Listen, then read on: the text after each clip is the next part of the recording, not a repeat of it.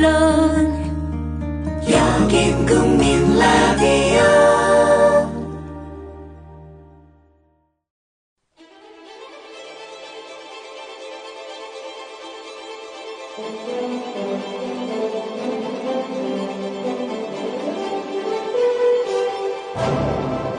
대한민국 99%를 위한 편파 방송, 나는 꼽살이다.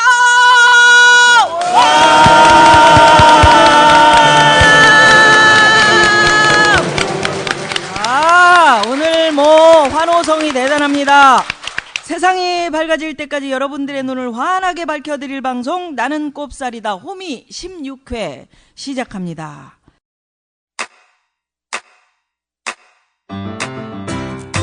국민라디오 지지하는 4가지 방법 아시나요?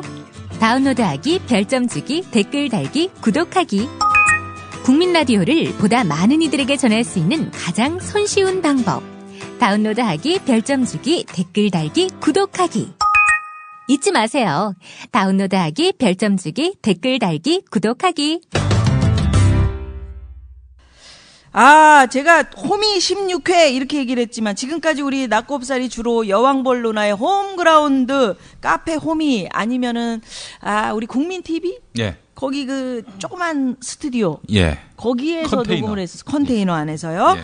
근데 오늘 나는 꼽살이다 호미도 컨테이너고. 거기도 컨테이너예요. 국민 라디오 컨테이너. 스튜디오도 컨테이너고. 그러니까. 예. 우리 시리즈가 시작된 이래로 최초의 대규모인 것 같아요. 엄청 큰 공개 방송입니다. 저희가 나와 있는 이곳은 인천광역시 부평구청이고요. 국민TV 조합원들은 물론이고 많은 분들이 이 자리를 가득 메워주셨습니다. 웃으시는 이유는 제가 뻥이라는 겁니까? 가득 메우셨네요. 네, 정말 그 의심하는 분들을 위해서 우렁찬 목소리 다시 한번 들려드리겠습니다. 자, 여러분, 우렁찬 함성 시작! 와! 여러분 들으셨죠? 제가 이 자리를 가득 메웠다 이런 그 말씀을 드렸는데 약간의 뻥은 좀 있습니다만은 이게 뻥이 아닙니다. 우렁찬 목소리 들으셨으니까.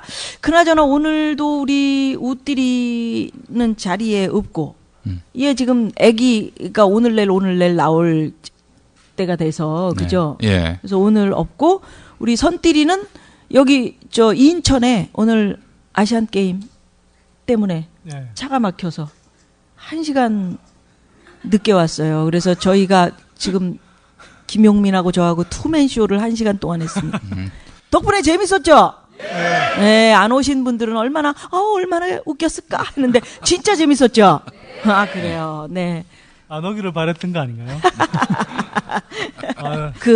이쯤에서 우리 선띠리 선대인 경제연구소의 향후 원대한 사업구상을 지난주에 발표를 하면서 뭐 특별 이벤트 한다고 그랬는데 예. 그거 어떻게 반응은? 뭐 반응 지금 아주 좋고요. 뭐 저희가 2년 한 2개월 전에 출범했었는데 그때 제가 뭐 큰 소리 쳤죠. 10년 안에 삼성경제연구소를 능가하겠다. 근데 능가는 못할 것 같고요. 그런데 10년, 한 2년 2개월 정도 이렇게 꾸준히 하다 보니까 능가하지는 못해도 일정한 견제 목소리는 10년 후쯤 되면 상당히 낼 수 있겠다 이런 생각은 좀 들더라고요. 그래서 지금 꾸준히 잘 성장해 왔고요. 예.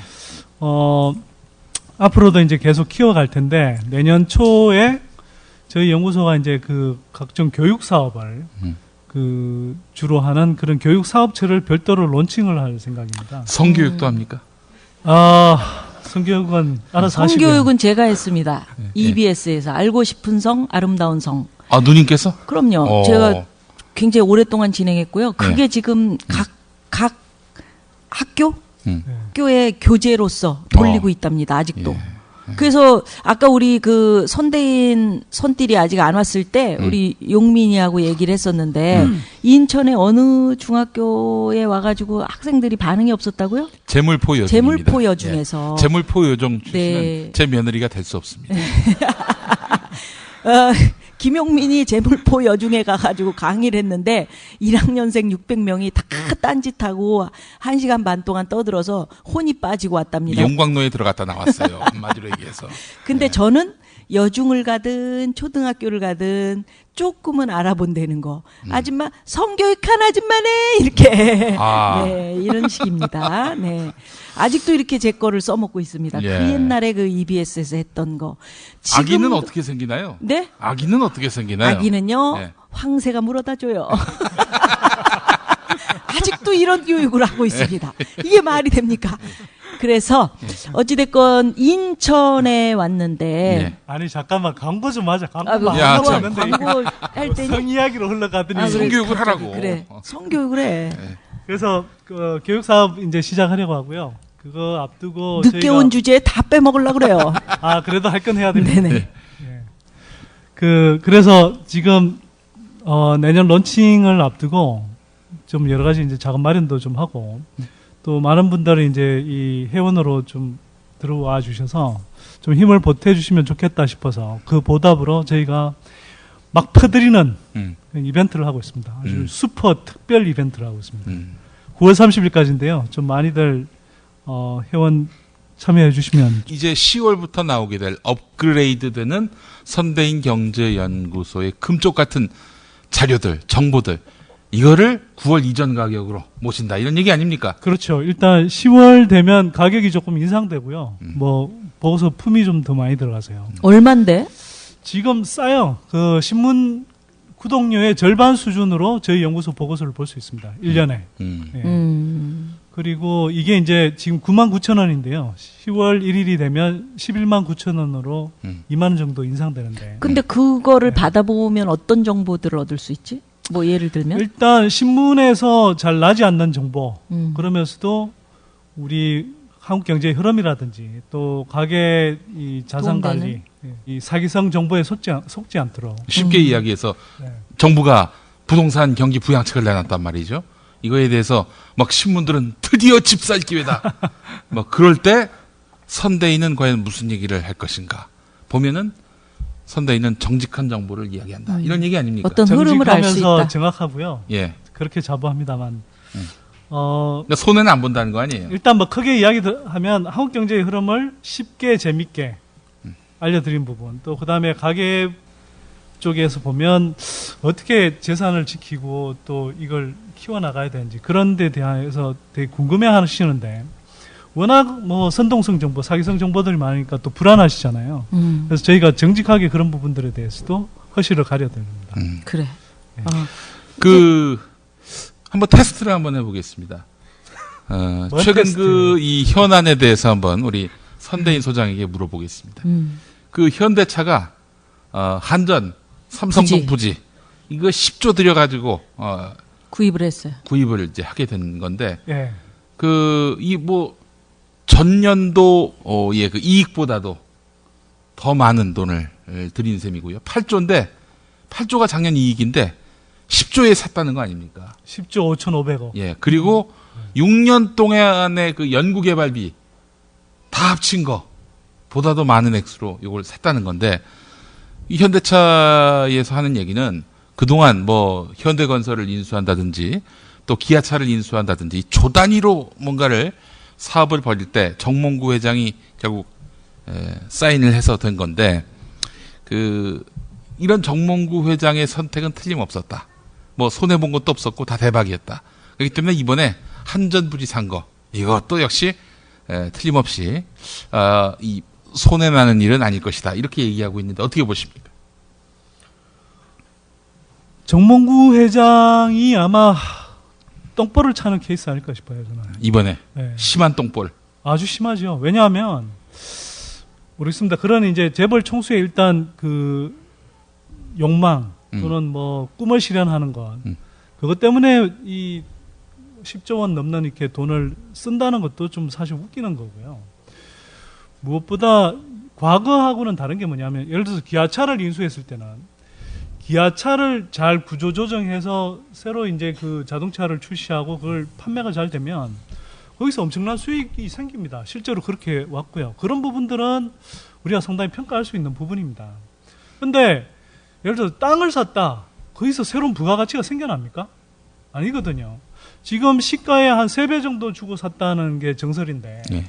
그러면 여기서 현대자동차가 만회할 수 있는 방법은 그 땅에서 유전이 터지면은 터질 수가 있을까?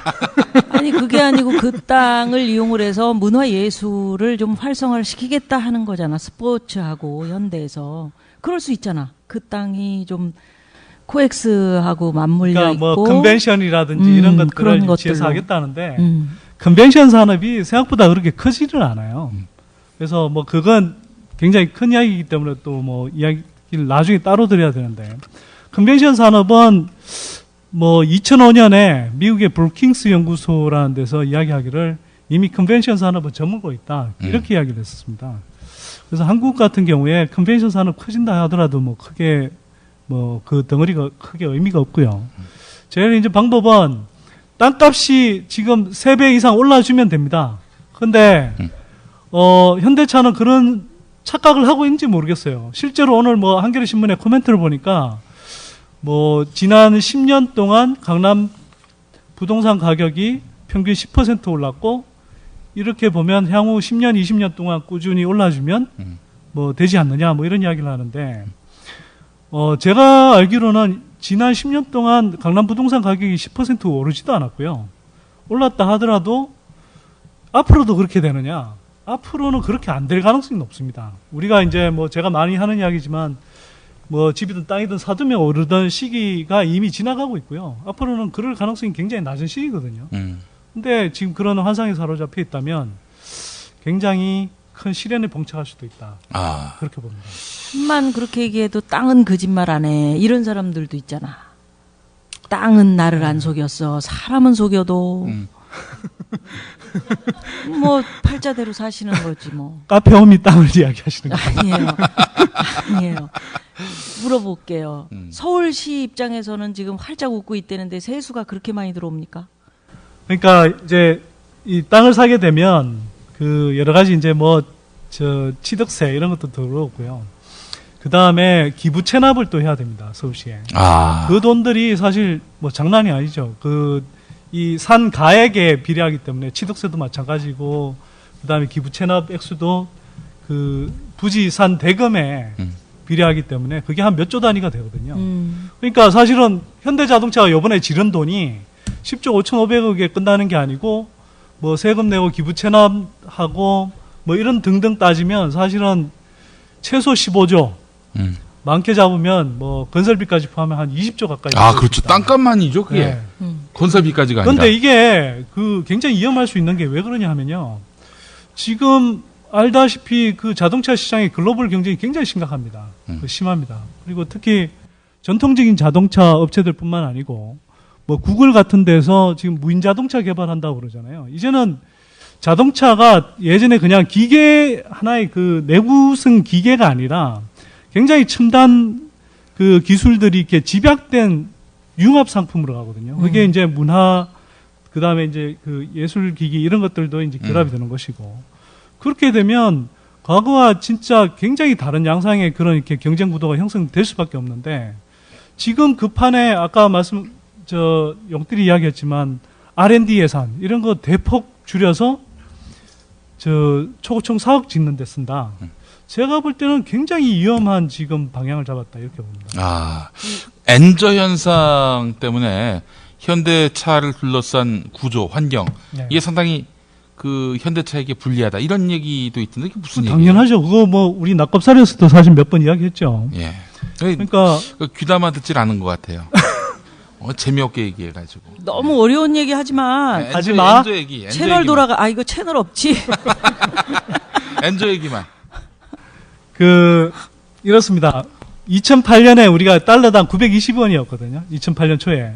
근데 그게 1,300원 갔다가 1,200원 갔다가 1,100원까지 간데 뭐 1,010원까지 내려왔다고 지금 언론에서는 우리 환율 떨어졌다. 즉 우리 화폐 가치가 강세를 띄어서 뭐 수출 경쟁력에 굉장히 뭐 나쁜 영향을 끼치고 있다. 이런 이야기를 지금 하고 있죠.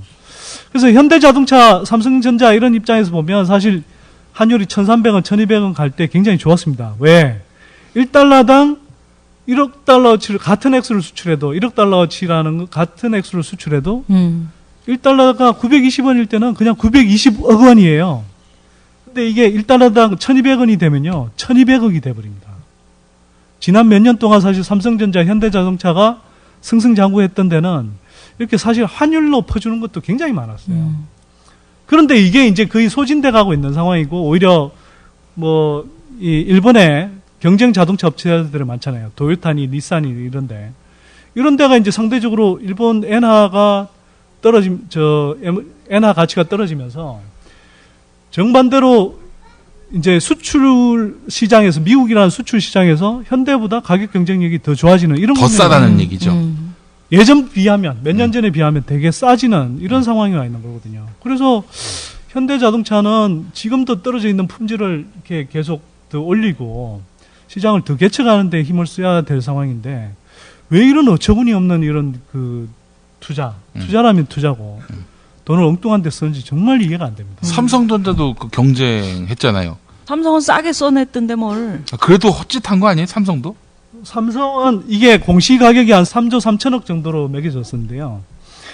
대략 밤정금 가격보다는 살짝 이제 높게 쓰지 않겠냐. 그래서 4조에서 4조 5천억 사이에 쓰낼 거다. 이렇게 이야기했는데, 삼성전자는 지금 그거 4조 5천억에서 한 5조 사이에 쓰는 것 같아요.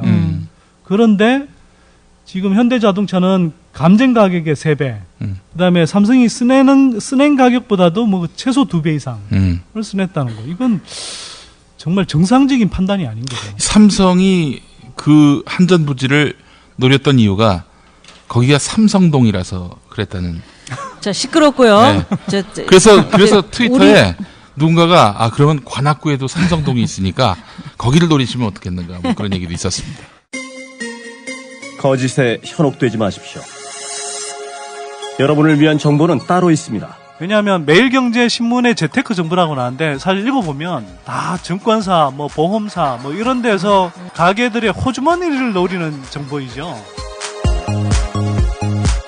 민주시민의 경제활동을 돕는 정직한 동반자 선대인 경제연구소가 9월 15일부터 30일까지 특별 이벤트를 실시합니다. 선대인 경제연구소의 SDI 보고서, 거품 없는 데이터에 근거한 정확한 경제 분석을 통해 한국 경제의 실상을 짚어드립니다.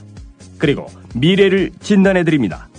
070-7561-7139로 신청하실 수 있습니다.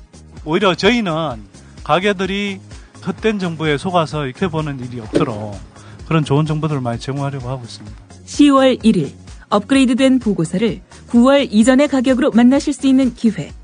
선대인 경제연구소 SDI nomics.com이나 070-7561-7139로 신청하세요. 자세한 내용은 연구소 공지사항 참고하시고요. 24시간 방금 시간대에 보내드리는 방송 99%를 위한 편파 방송. 나는 꼽살이다. 낱낱이가 말리자 그들의 속셈, 산산이 조각내자 그들의 계획. 쫄지마 그들 앞에 겁내지 말고 졸지마 이들에게 귀 기울여. 바리 시대야 우딜 세금 혁명 당선 딜 시사돼지용 딜 우리의 여왕벌 루나 김미화 카카의 호연적인 경제정책 가족과 기득권 무한 사랑 나라 돈 야금야금 꼽을 치네. 근데 왜 니네들은 세금 안 내? 형 누나 조심해요. 그러다 잡혀 가요. 행복한 세상이 올 때까지 여러분은 계속 떠들어야 합니다. 계속. 나는 꼽살이다. 자, 우리가 인천에 왔어요. 네. 인천하고도 부평구청 안에서 지금 이제 공개 방송을 하고 있는데, 우리 얘기로 넘어가자. 선띠리 인천하고 뭐 인연 있어? 뭐 여자한테 채였다거나 뭐 이런 그 어떤 그 달콤한 얘기 이런 걸로 좀 넘어가 보자. 아니, 누님이 제 대학 시절을 깨뜨려 보시는 것처럼. 우리는 그런 그 눈이 있어요. 제가 대학교 2학년 때인데요. 군대 가기 전 만났던 그 대학 후배가 인천 부평에 살았어요. 그러니까 이제 그 인천 후배를 중에서도 데리고 이제 부평에 살았다고. 이제 월미도 같은데 이렇게 가가지고 이제 배 끌어줬다 그러고. 누님 진짜 대단하다. 월미도까지 갔었어요. 거봐. 그래가지고. 끊어지진 않았어요. 그래가지고요. 아니 그래서 군대 가기 전에 만났던 이제 여자 후배가 있었는데 걔랑 이제 연애를 좀 잠시 했었고요. 근데 되게 지금 생각해도 되게 멋진 애였던 것 같아요. 아 이러면 애엄마한테 애엄마한테 애엄마는 될 수 있으면 못 듣게 해. 예, 평소에 잘 안 듣긴 해요. 예, 근데 이게 계속 영원히 남아. 팟캐스트가. 그게 문제야. 영원히 언젠간 남고요. 들을 거야. 8년 후에는 어떻게 될지 몰라요. 선대인 막말해가지고 어떻게 될지 몰라. 아, 그렇구나. 그런 추억들이 다 있어. 그 우리 용민이 같은 경우는 인천 하면은 여기 먹을거리가 엄청 많아서 차이나 거리도 있고. 재물포 여중 생각납니다. 재물포 여중. 예. 야, 차이나타운 신포시장 뭐 이런 데 있잖아. 그 신포 시장에서 쫄면이 나왔다면서요? 예. 그래? 뭐 냉면 면발을 만들다가 실패를 했는데 그게 이제 굵게 이 면발이 나와가지고 그게 나중에 쫄면이 됐다는 소문이 있고.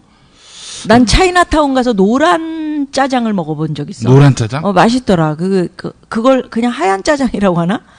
뭐 하여튼 그 이름이 있어요. 근데 춘장이 아니라 카레로 하나요? 춘장 같이 이렇게 그게 아니고 예. 그냥 하여튼 노리끼리한 색깔이야. 근데 그게 꽤 괜찮던데 뭐. 김구라 씨가 이제 인천 출신 아닙니까? 그 양반이 이제 경환이 뭐 개그맨이 되고 나서 서울에 올라오면은 저 인천에 삽니다. 그러면 야 인천에 전기가 들어가니? 뭐 이렇게 물어봤던 그 서름이 있었다고 하더라고요. 예. 전기 들어오죠? 그럼 마이크도 되는데.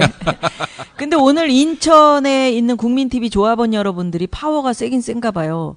제가 웬만하면 인천까지 이렇게 잘 안 오는데 용인에서. 근데 이렇게 많은 분들이 오시고 또 우리 나는 꼽살이다 팀이 일로 왔단 말이에요. 우리 김용민 PD가 뭐 물론 용띠리가 주도를 해서 이렇게 오긴 했습니다만은 이 조합원 대장이 누구신지 난 궁금하더라고요. 좀 한번 어디 계세요? 어디 앉아 계십니까? 나오시죠, 우리 조합원. 예. 저 닉네임이 사랑하지 말자님입니다. 이한 선생이세요? 예. 네, 아까 박윤희한 선생. 명함 받아서 제가 알고 있는데 일단 박수 한번 주시고요. 네. 이거 국민 TV에 언제 가입하셨어요? 예, 저는 그 발기인이었습니다. 아, 발기인이구나. 야한 얘기 아니죠, 이거? 그래요. 깜짝이야. 네, 그래요. 우리가 정관을 작성을 하고 발기를 했죠. 예. 그래요. 그러니까 대기 저질이라고 그러는 거야. 막말의 대가야. 인천 지역의 대략 조합원 수는 얼마나? 제가 저번 달에 한 1,600~700이었으니까 2,000이 넘어가지 않을까 생각합니다. 그래요. 그동안 우리 조합원님들이 열심히 배가 운동을 해서 아마 한 2,000 정도는 되지 않을까 생각합니다. 가끔 모임이나 뭐 이렇게 좀 같이 토론할 기회를 가지시나요? 예, 올해부터 2월부터 지역 단위로 군 단위로 협의회 조직이 확산됐습니다. 네. 그래서 각 구에서 10개 구군이라 인천 지역은 그래서 일주일 한 달에 한 번씩만 모여도 각 구군 이렇게 합해 보면 매주 모이다시피 하는 형태를 띠고 있습니다. 그러면 국민TV 조합원 여러분들이 모이셔서 활동하는 거, 그다음에 뭐 사업이라고 할까요? 뭐 인천 지역에 어떤 걸 하세요? 대부분 현안에 대한 어떤 사안이나 현안을 공유하고 어떻게 하면 조합원 배가를 할 것인가, 그리고 우리 조합원들이 아무도 가르쳐주지 않고 외로우니까 같은 처지에 있으니까 서로 위로받고자 하는 것들, 뭐 이런 것들을 공유합니다.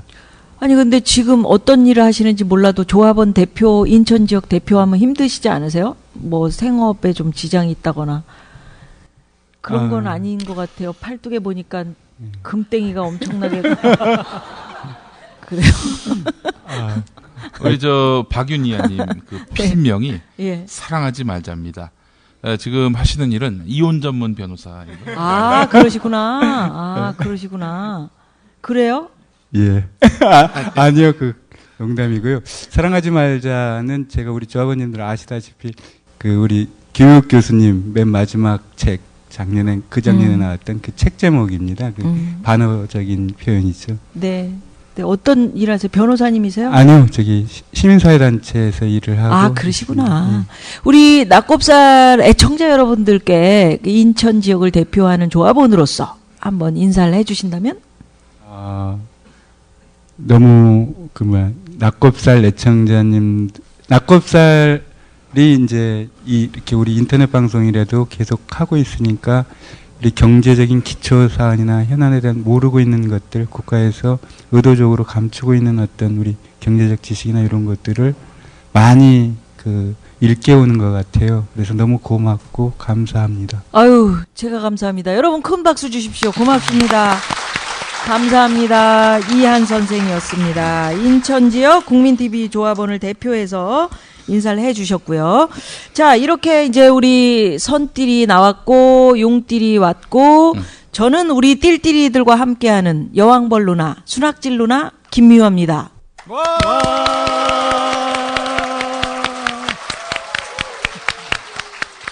왜 이래? 아까의 그 기백이 어디로 갔어? 소리가 작아. 다시 합니다. 요거 편집해 주세요. 네. 이런 식으로 하면 안 돼. 내가 1시간 동안 이거 원맨쇼 해드렸잖아요. 자, 저는 이 우리 띨띠리들과 함께하는 여왕벌 누나, 순학질 누나 김미화입니다. 이러시면 곤란합니다, 여러분. 이러시면 곤란해요. 마치 제가 시킨 듯이, 왜 이래요? 이렇게 시킨 듯이 이렇게 소리를 질러주시면 어떡합니까? 절대로 제가 시킨 게 아니라는 거. 제 인기가 아직 식지 않았다는 거. 이걸 다시 한번 확인시켜드리면서. 2002년 부산 아시안게임이 열린 강서체육공원. 배드민턴과 수영장 외에는 찾는 사람이 거의 없습니다. 주경기장과 강서체육공원 등 세 곳에서만 매년 수십억 원의 적자가 발생합니다. 적자 운영은 불가피하거든요. 이거는 지어가지고 운영을 하는 것 같으면 무조건 적자입니다. 2002년 월드컵 당시 전국에 지은 축구장도 절반 이상이 적자에 시달리고 있습니다. 2달 전 세계 선수권 대회가 열린 조정 경기장. 넓은 사무실은 텅 비었고 보트 거치대에는 거미줄이 쳐졌습니다. 현재 6개 팀만이 이 경기장을 이용하고 있습니다. 대회에 1,000억 원을 들였던 충주시는 종합 레포츠 타운으로 개발하기로 했지만 그러려면 또 예산이 들어가야 합니다. 수상 레포츠 체험할 수 있는 공간하고 그런 체험 공간을 위해서 관광객들이 머물다 갈 수 있는 테마 공원을 만들려고 합니다. 재정 자립도가 전국에서 가장 낮은 전라남도. 지역 경제를 살리겠다며 F1 대회를 유치했습니다. 예정대로라면 오는 10월 5번째 대회가 열려야 하지만 무산됐습니다. 이 4,300억 원짜리 국제 경주장은 자동차 동호회나 기업 행사장으로 쓰일 뿐입니다. 4년 동안 누적 적자만 1,900억 원. 한국개발연구원이 수익성이 없다고 진단했지만 전라남도가 유치를 강행한 탓입니다. 자동차 성능 시험장 등으로 얻는 한 해 수입 30억 원 갖고는 산술적으로 100년이 걸려도 투자비를 못 뽑습니다. 2011년 대구 세계육상선수권대회 등 최근 4년 동안 열린 국제대회 적자는 무려 1조 537억 원. 재정 상태에 악영향을 미치는 그러한 경우가 대부분이었거든요. 그럼에도 불구하고 유치하는 이유는 지자체장들의 그 선거용 프로젝트. 벌려놓고 나서 일단 그 사람이 임기 끝나고 만약 나가게 되면은 그냥 나 몰라라 하고 그 다음에 이제 자치단체장 되는 사람이 다 책임을 져야 되는 그런 상황이니까 이거는 뭐 아니라고 봐요. 인천시는 아시안게임을 앞두고 서구 아시아드 경기장 등 17개 신설 경기장 건설에 총 1조 7,200억 원의 예산을 투입했습니다. 인천시는 재정난 때문에 가용재원이 마땅치 않자 국비를 제외한 12전액을 지방채로 발행하며 경기장 건설비를 조달했습니다. 인천시는 2010년 이후 매년 이자만 153억 원에서 455억 원을 상환해왔습니다. 그러나 내년부터는 원금까지 갚아야 하기 때문에 원리금 상환 규모가 대폭 늘어나게 됩니다.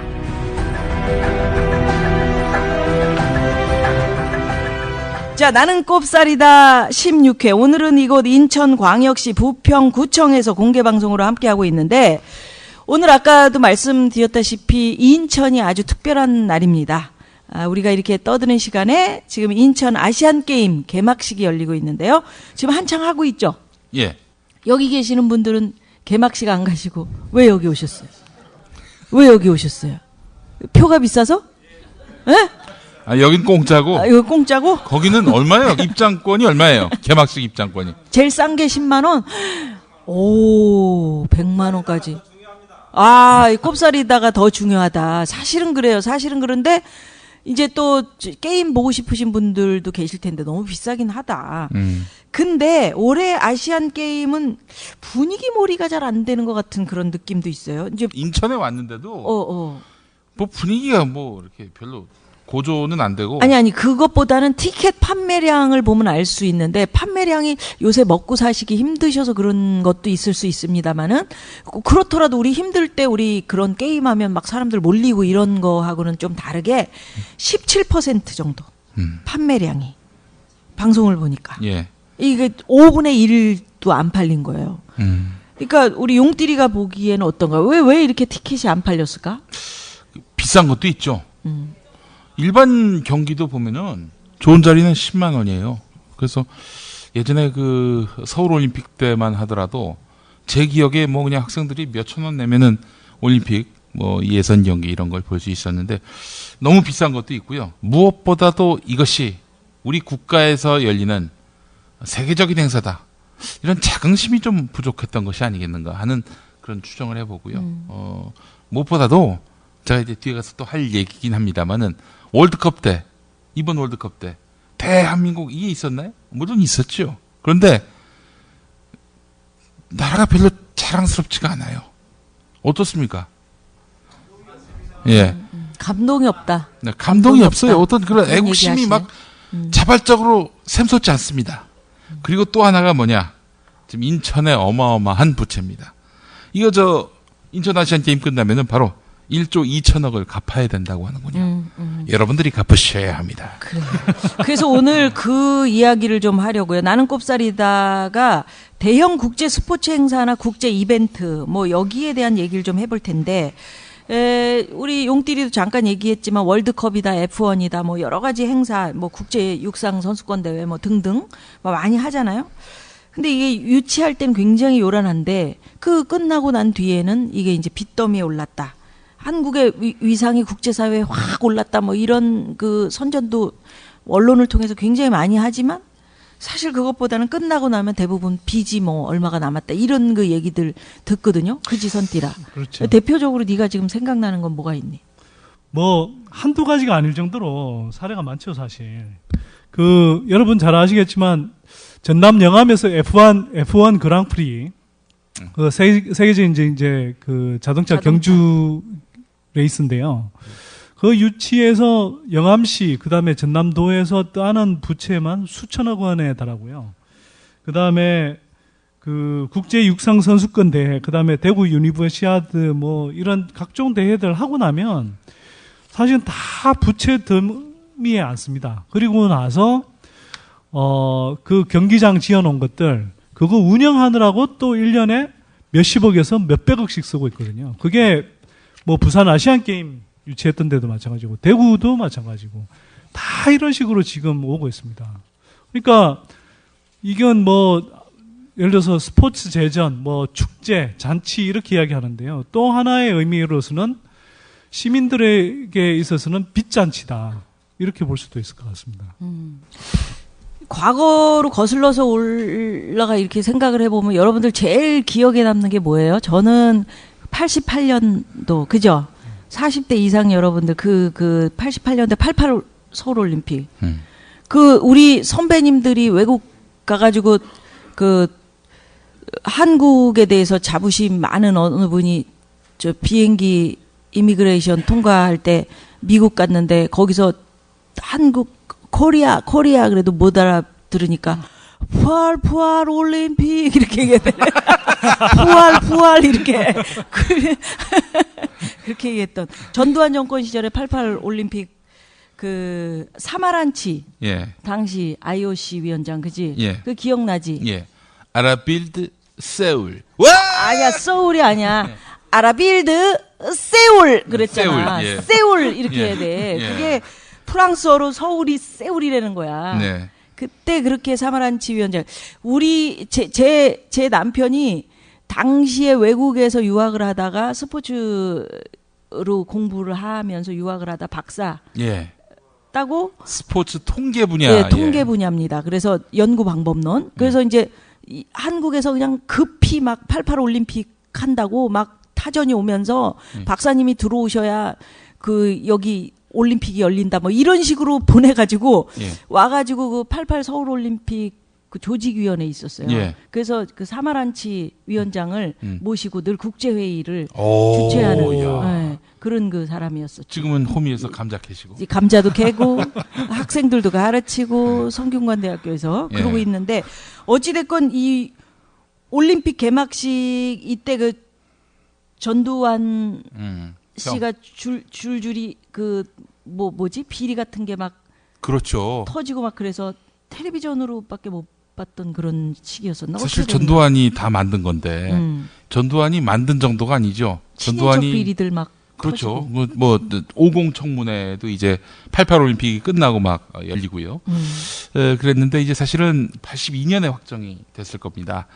근데 그 이전에 전두환이 어떻게든 이 서울 올림픽을 유치함으로써 자신에게 드리워진 쿠데타로 집권했다는 그 이미지를 떨쳐내고 애국심으로 국민들을 대동단결시키려고 이렇게 스포츠를 이용하려 했죠. 그러니까 이제 전직 대통령들이 전두환 전 대통령도 그렇지만 예. 어찌됐건 대통령들이 무슨 일이 있을 때 예. 국민들의 마음을 스포츠로 이렇게 착 돌려가지고 예. 뭔가 그쪽으로 한쪽으로 쏠리게 하는 그런 그 정책들이 상당히 많았었던 그렇죠. 것 같아요. 올림픽도 그렇고 월드컵도 그렇고 사실 광우병 이 촛불 집회가 막 들불처럼 일어났을 때 당시에 이명박 정권이 기다렸던 것이 바로 8월부터 이어진 베이징 올림픽이었고요.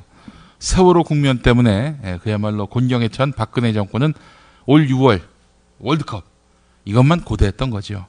그 88 올림픽 얘기를 좀 하자면은 당시 전두환 정권이 어떻게든 유치하기 위해서 현지에 유치단 그 자기 휘하의 그 부하들도 있고요. 공무원들한테 저기 유치 못하면 너희들 죽어. 진짜 신체적인 그 타격을 가하겠다는 협박을 해가지고 이 양반들이 정말 기를 쓰고 유치했다는 그런 후문이 있습니다. 2005년 방송된 MBC 이제는 말할 수 있다. 유치단이 떠나기 전날 안기부장 유학성은 전두환을 대신해 그들에게 한마디를 던진다. 사실상 협박이었다. 여러분들이 올림픽을 유치하지 못하면 지중해 푸른물이 기다리고 있을 겁니다. 지중해 푸른물이 기다리고 있을 겁니다. 하는 얘기를 했습니다. 그 얘기는 다시 말해서 여러분이 올림픽 유치하지 못하면 지중해 푸른물에 빠져 죽으라는 뜻으로 얘기를 했던 걸로 이렇게 기억이 되는데 손띠리는 어떻게 봤어 그때? 뭐 어떻게 생각해? 그때는 뭘 어떻게 봐요? TV로 얘는 보지. TV로 봐. 왜도 웃어 사람들이. 내가 다 바람 잡아놔서 그래 1시간 동안. 어? 아니 근데 그 88 올림픽. 때 어떻게 그때 생각해? 저 고등학생이었나? 그렇죠. 고등학교 2학년쯤 됐던 것 같아요. 그리고 그 무렵에 고등학교 1학년이었어. 예. 예. 1학년이었나? 예, 뭐 어쨌거나. 예. 그 무렵에 근데 한국 경제가 되게 좋았어요. 경제만 보면. 예, 뭐 이른바 삼재 호황이라고 그래서 한 87년쯤부터 해서 한 뭐 89년 이 무렵까지 우리가 뭐 10한 2, 3%씩 막 성장하고 그랬거든요. 그때 보면 정말 사람들이 뭐 놀라웠죠. 한 불과 3년 만에 가계 소득이 한 65%가 늘어났어요. 그러니까 잘 감이 안 오시죠? 올해 연봉이 5천만 원인데요. 3년 후에 8,500만 원을 봅니다. 평균적으로 평균. 그러니까 엄청나게 그때는 가계 소득이 늘었던 거죠. 그러니까 아마 이제 각종 스포츠 행사 이렇게 유치하면 88 올림픽 때를 많이 또 올리는 것 같아요. 그러니까 88 올림픽 때 우리가 뭐 그때 경기가 너무 좋았는데 그때 올림픽도 있고 그랬다 보니까 그 기억이 이제 겹쳐서 무슨 스포츠 대회를 유치하면 우리가 되게 잘 살게 되는구나. 뭐 이런 식의 이제 좀 착각들을 많이 하는 것 같은데요. 그게 지금 착각이라고 그랬는데 네. 이런 이제 국가가 예전에는 나서서 대형 이런 스포츠 이벤트를 유치를 했던 거하고는 달리 네. 이제 지방 자치에서 네. 유치를 하잖아. 그렇죠. 그게 좀 달라진 풍경이 뭐가 있을까? 그럼으로 해서. 그러니까 예전에는 뭐 지자체가 일단 없었으니까요. 뭐 중앙정부가 나서서 뭐 큰 행사를 유치했는데 지금은 이제 지자체 수준까지 많이 내려갔어요. 그러니까 예전에는 중앙정부의 지적이었다 그러면 이제는 지자체 장들도 이걸 자기 치적으로 삼고 싶은 거죠. 그래서 스포츠 경기 한번 하면 뭐 중앙정부에서 예산 지원도 내려온다. 뭐 그래서 경기장도 짓는다. 도로도 놓는다. 뭐 이거 이제 스포츠 행사를 빌미로 해서 여러 가지를 할 수 있거든요. 그러니까 이제 그 시장이나 도지사 임기 안에 뭔가 이렇게 삐까번쩍하게 이렇게 뭐가 생기는 것 같고 또 지역에 이제 정치인들도 나도 이거 하는데 한몫했어. 뭐 이렇게 이제 내세울 수 있고 지역의 건설업자들 뭐 토착 세력 중에 이제 뭐 잘 나가는 사람들 이런 사람들 다 거기서 한몫 잡을 수 있으니까 돈이 막 이제 생겨날 때잖아요. 다 나중에 빚더미로 돌아오겠지만. 근데 일단은 이제 보여주는 게 화려하잖아. 막 소년제도 그럼요. 보여주고 막 마루 운동 뭐 누구지? 그 마루 하는 친구? 그 친구도 요번에 뭐 그래 양학선 맞나? 그 친구도 막 보여주고 예고에 방송에 계속 나오더라고. 뭐 아시아의 요정 소년제 이렇게 딱 쓰고 너무 이쁘지. 근데 이런 거 김연아는 이번에 안 나오나? 김연아는 이미 이제 뭐 이미 선생님을 할 지금 상황인데. 그 어찌됐건 이름으로 해서 이제 경제에 엄청난 효과가 있다. 그리고 우리 지역 경제에도 이게 뭐 얼마를 이득을 줄 것이다. 이런 장밋빛 전망들이 막 나오잖아. 그럼 딱 지금 이제 인천 아시안 게임 오늘 개막식이니까 한번 그 얘기를 해보면 어때? 지금 아시안 게임 경제 효과요? 여러분들 경제 효과 느끼십니까? 네. 아니 지금 이제 개막인데 아니 개막식이 제일 크거든요 사실은. 개막할 때 아까 뭐 누님도 이야기하셨지만 막 관광객들 와서 북적북적 돼야 되고 막 그 외국 관광객뿐만 아니라 국내에서도 사람들이 몰려들어서 인천이 이제 막 박터져야 되는데 지금 그런 느낌 잘 안 드시지 않아요? 지금 우리 조합원 중에 인천공항에서 일하시는 우리 조합원이 계신데 어때요? 그 아시안 게임 효과 이제 X 표시하고 계십니다. 아 공항을 통해서 외국 사람들이 좀 와서 떨어뜨릴 사람들이 많이 안 들어왔다는 그런 말씀이신가요? 그런 것도 있고 뭐 이 아시안 게임 때문에 막 사람들이 부쩍 늘었다 이렇게 보이시나요? 전혀 안 보인다고. 글쎄 그래서 이 부가가치 뭐 유발 효과라고 하나? 뭐 그런 거는 뭐 별로 없는 거요? 뭐 아니 그러니까 이게 전문 용어로 얘기를 해주면 이제 각종 경제 효과를 뭐 정부나 인천시 이런 데서도 많이 이야기를 하고 또 이걸 또 언론들이 아무런 비판적인 검증 없이 그대로 보도를 하죠. 그래서 많은 분들이 아직도 체감은 안 되는데 뭐 그렇게 하면 되게 많은 뭐 그러니까 경제가 성장하고 우리가 잘 살게 되나 보다 이렇게 생각하시는 분들이 많아요 실제로. 근데 이게 여러 가지 함정들이 있습니다. 뭐 인천 같은 경우에도요 인천시가 이런 걸 사실은 이제 뭐 대회를 유치하기 위해서 사실은 이런 경제 효과라는 숫자를 사실 만들어낸다고 하는 게 오히려 더 가깝습니다. 그러니까 통계는 뭐 유리한 쪽으로 이렇게 해가지고 하면 경제 효과 몇 조 이런 거. 이건 통계도 아니고요. 제가 뭐요? 볼 땐 그 조작이 가까워요. 조작. 왜 조작이라고 하냐? 인천 아시안 게임 같은 경우는 그 대외 경제 정책 연구원이라는 데가 있거든요. 거기에 맡겨서 이렇게 이 경제 효과 이런 걸 추산하도록 하는데 이게 뭐 인천 아시안 게임만 그런 게 아니고요. 대부분의 그 스포츠 경기 유치할 때 이런 걸 만듭니다. 그래서 굉장히 부풀려요, 숫자를. 그래서 숫자를 부풀려서 이거 봐라, 이렇게 하면 경제 효과가 이렇게 있는데 유치 안 하면 그거는 제약이고 유치하면 우리 대박이다. 이렇게 이제 계속 떠들어대는 거죠. 근데 실제로는 조금 더 구체적으로 말씀을 드릴까요? 네. 드릴까요? 네. 예를 들면 대외경제정책연구원에서 이 연구 용역했던 거 보면 경제 효과가 전국적으로 12조 9,328억 원. 그러니까 약 13조 원이 생긴다고 그랬고요. 인천 아시안 게임 때문에 네네. 전국적으로 이 정도 경제 효과가 발생한다고. 예. 인천에서도 발견하기 힘든. 그렇죠. 그러니까 인천에뿐만 아니라 인천에 떨어진 돈을 가지고 인천의 사람들이 또 전국적으로 이렇게 다니면서 소비도 하고 또 인천 뭐 경기장 짓는데 여기 계신 분들 다 부자 돼야 하는 거네 그럼. 근데 왜 공짜 낙곱살 공개 방송 일단 나갈 때 우리가 돈을 걷자고 입장료를 받아야겠어. 퇴장료를. 그 생산 유발 효과가 13조 정도 된다고 그런 거고요. 그 다음에 이거 외에 뭐 부가가치 유발 효과라는 게 있는데 이게 한 6조 정도. 그 다음에 고용이 거의 27만 명이 생긴대요. 지금 인천 인구가 얼마죠? 350만인데 이 고용의 대부분이 사실 인천시에서 생기지 않겠습니까? 그러면 지금 인천시 실업률은 거의 제로에 가까워야 될 거고요.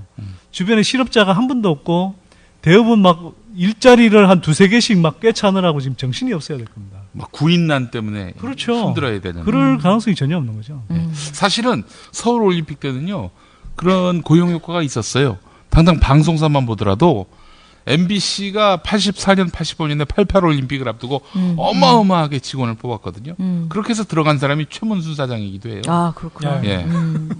강원도지사 지금. 그래서 당시 스포츠 중계 인력들 필요하기 때문에 아나운서, 기자 뭐 선발이 됐었는데, 근데 지금 그러니까 그때는 뭐 일단 이런 게 있어요. 우리가 말씀드렸듯이 올림픽이 아니더라도 고속 성장을 할 때였고요.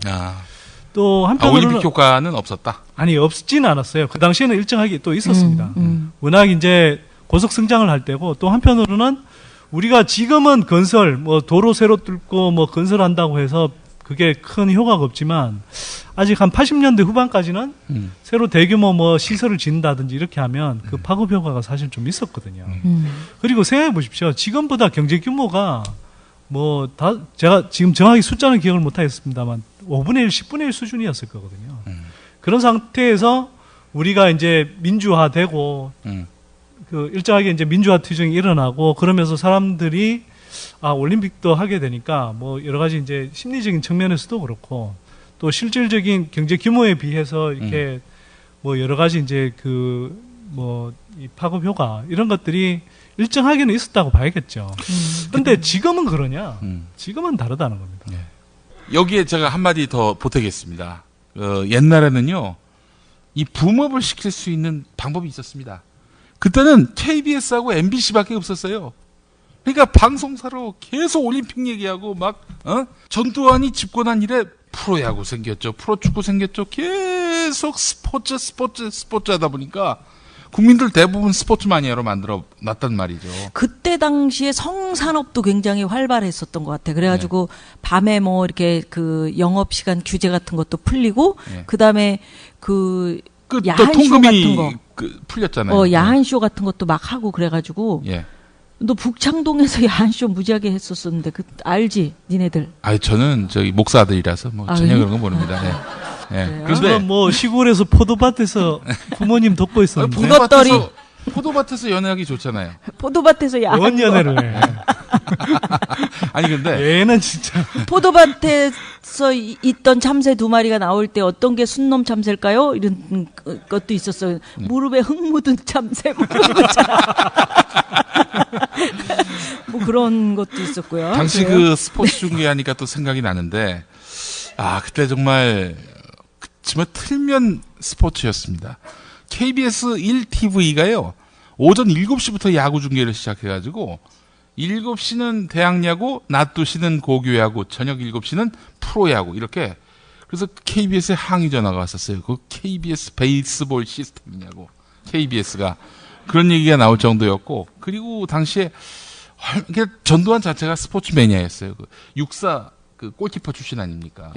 그래서 이제 당시에 기억이 났는데, 그 당시 또 무슨 일이 있었냐면 방송사에서 우리말을 애용해야 된다. 박정희가 만든 유산이었거든요. 그래서 뭐 가수 이름이 다 바뀌었잖아요. 키보이스가 뭐 열쇠 소년들, 블루베스가 청종들 뭐 이렇게. 뭐 그런 식으로. 기억나시죠? 앵두소년도 있었잖아요. 그렇죠. 그래서 나중에는 가수들이 자기 검열 차원에서 아예 팀을 만들 때부터 논두렁 밭두렁 뭐 이렇게 한글로 했었던 그런 때가 엽전들 뭐 이렇게. 스포츠 중계도 그때 그랬었어요. 그래가지고 지금 공격수가 달려가고 있습니다. 수비수 맡고 있습니다. 이건 좋은데 문지기가 나옵니다. 문지기가 그걸 맡고 있습니다.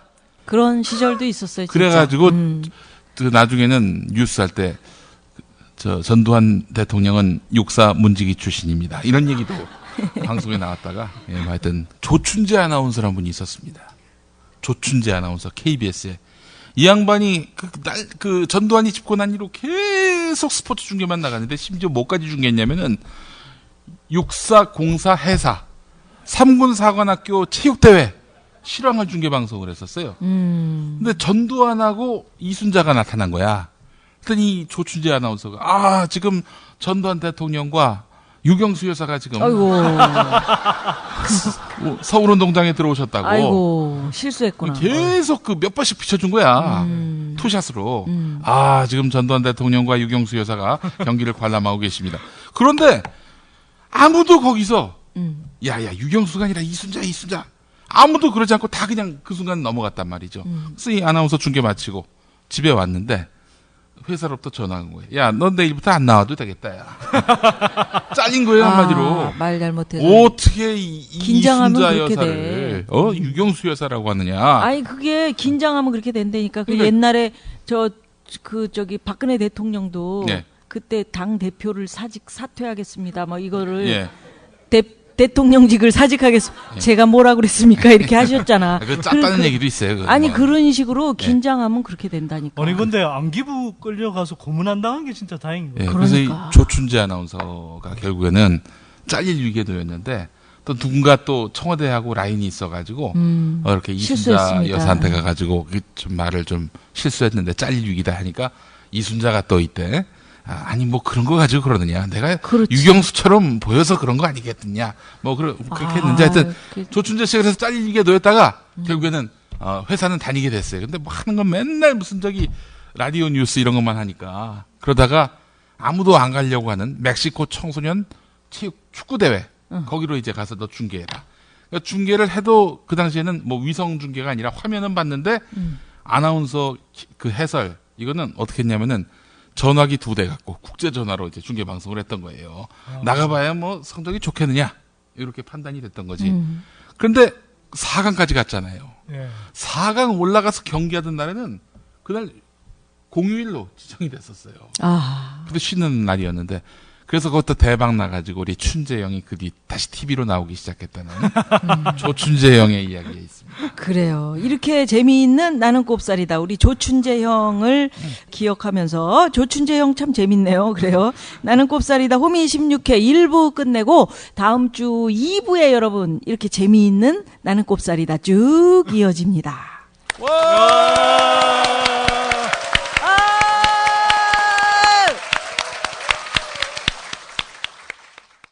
미디어 협동조합 국민TV 뉴스K 앵커 노종면입니다. 정치 권력, 재벌, 특정 지배주주로부터 오염되지 않는 언론, 국민TV가 그 실험을 해나가고 있습니다. 이런 언론이 지속 가능하다면 다른 여러 언론도 따라올 것입니다. 닻을 올린 국민TV, 순항하도록 힘을 실어주십시오.